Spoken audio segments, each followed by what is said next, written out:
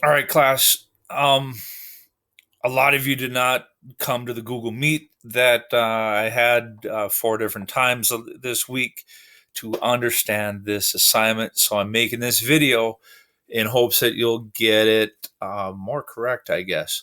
So let's take a quick look at what that assignment is. Um, your assignment is to look at this painting. Um, let's look at these directions here. The painting of Fort Snelling and Bdote. Back then, it was actually called St. Anthony, Fort St. Anthony. But it overlooks the confluence of the Mississippi and Minnesota rivers. And you're supposed to notice the changes that are happening. You're going to put yourself in the place of a soldier, a Dakota villager, a fur trader, and an European American settler. What might your perspective be? That's the key word there is perspective. We're not looking necessarily for what the view is, like, hey, nice, pretty trees. No, I don't care about that in history here. We're teaching Minnesota studies, not beautiful sunsets. All right, so let's take a look here. Here's the painting. Up on top of the hill, obviously, is Fort St. Anthony, now known as Fort Snelling. You can actually still go visit this once things open back up. It's down and in between Minneapolis and St. Paul, where the Minnesota and Mississippi rivers meet. This was the scene back when they had the fort there, when it was an active fort.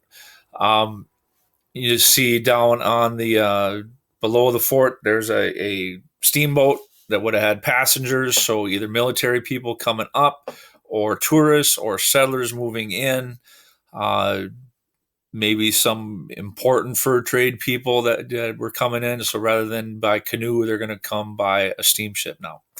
Um, in the foreground there, you'll see some European style homes, four walls and a roof, things, you would think of today as a modern type house.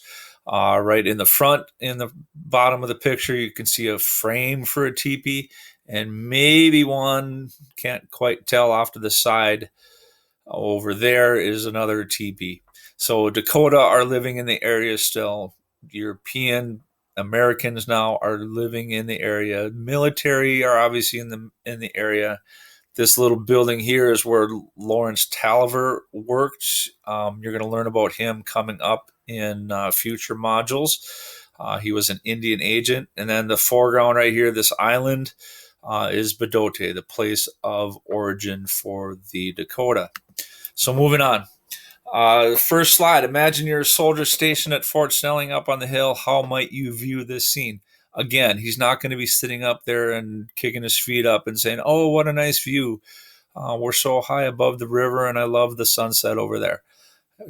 No, he's not there to enjoy the view. He has perspective, though. What does he think of these Dakota people that are in the area? What does he think of the fur traders or the settlers that are moving in? What does he think of his job? What's he doing there? What's his viewpoint on that? Okay. Next one is the Dakota people.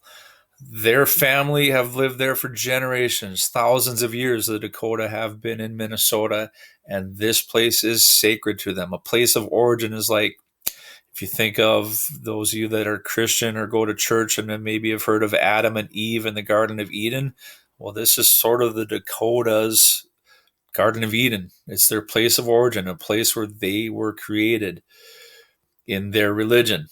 Okay. How do they feel about all this? All of a sudden, we got military up on the hill.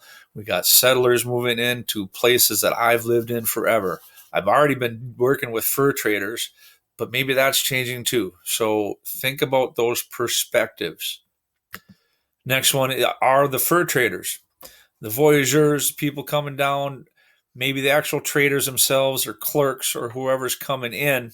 How are they viewing this? It used to be I'm just working with the Dakota people, and now I've got military and I've got settlers. What's my viewpoint? And the last one is the settlers. How are they feeling about it all? Got the military there. I'm living near the Dakota, who are very different from what I'm used to back in Europe or back out east. So think about all that as you're putting in answers. Come to Google Meets if you have questions. See ya.